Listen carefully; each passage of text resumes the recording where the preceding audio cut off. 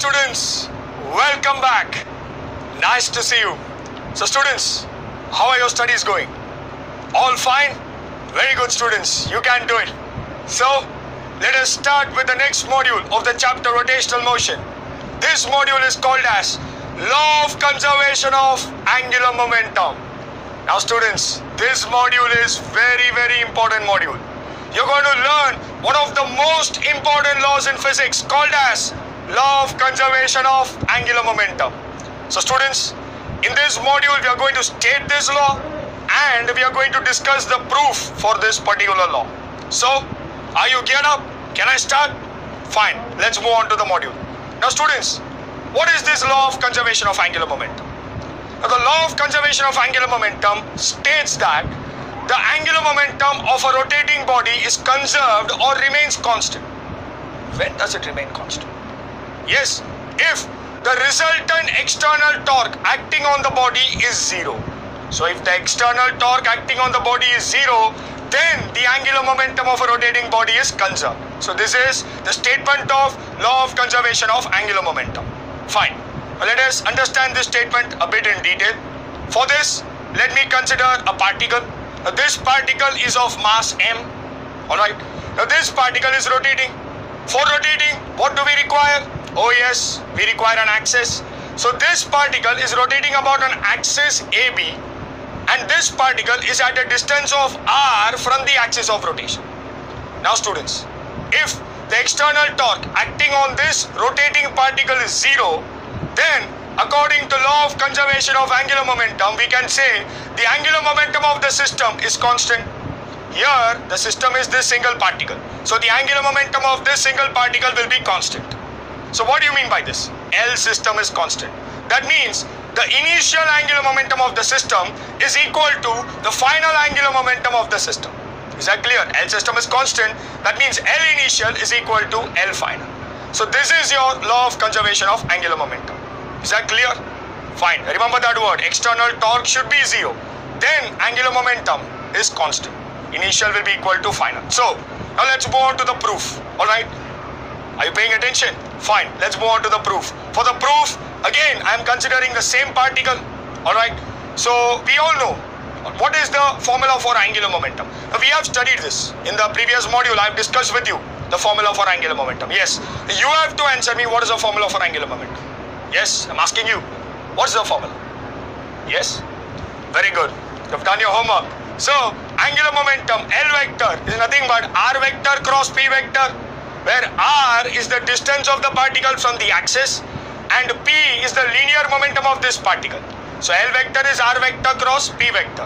Fine. Alright, now how to find out the direction of L vector, you remember? Yes, right hand rule. Very good. So now students, can I differentiate this particular expression with respect to time? So if I differentiate it, I will get dl by dt equals to d by dt of r cross p. Okay, I'm differentiating with respect to time. Alright, now how to solve this? Any formula in maths? Yes? Yes, that's it. Very good. I heard you. We know that derivative of uv with respect to x is nothing but u into dv by dx plus v into du by dx. So here, r vector is our u and p vector is our v. So then, dl by dt can be written as first is u. Alright, so u is r vector r into dv by dx. dv by dx is dp by dt plus v. What is our v? P vector is our v. P into du by dx, that is dr by dt. So I've used the uv rule to differentiate. Is that clear? Fine. Now students, what we can do here, we can write this as dl by dt equals to r cross dp by dt. 11th standard. Do you remember? Newton's law? Newton's second law. What is Newton's second? Come on man, you know it. What's Newton's second law? Yes, according to Newton's second law, dp by dt is equal to f. Rate of change of momentum is the force. So we can write dp by dt is f. Then what will happen? Plus p. What is p? Yes, p is our linear momentum. And we know the formula for linear momentum. It is mass into velocity. So instead of p, I can write mv, into, you have dr by dt. Now what is dr by dt? dr by dt is your v, linear velocity. So instead of dr by dt, I can write v. Is that clear students? So this step is very important, where dp by dt I have written it as f, p is mv and dr by dt I have written it as v. Is that clear? So far so good? Fine. So let me carry this forward and let me solve further. Now how to solve this further, students? I can write this as dl by dt equals to r cross f. Alright, now plus m into v cross v. Now what is a cross b? Do you remember the formula for a cross b? Very good. A cross b is ab sine theta. Now see here, v cross v. Angle between v and v is 0. That is theta is 0. So sine 0 is 0. So v cross v will be 0. So if v cross v is 0, m into 0 will become 0. The entire term will go. So what will remain? So dl by dt is nothing but r cross f.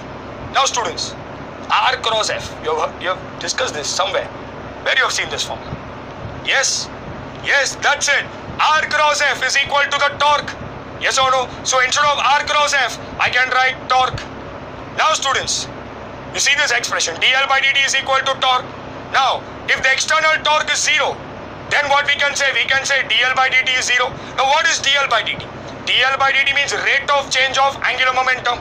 Rate of change of angular momentum is 0 means angular momentum is not changed. So then angular momentum is constant.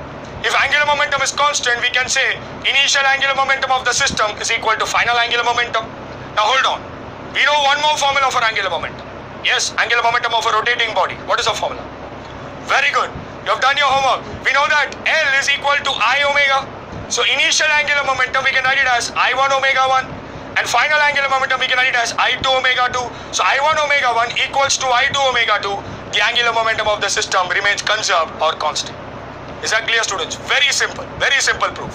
Always remember this. If the external torque acting is 0, then the angular momentum of the system is conserved. So students, I hope so you have understood this law of conservation of angular momentum. So I'll meet you up in the next module. Until then, remember this. You're all born to win. Take care. Rise and shine.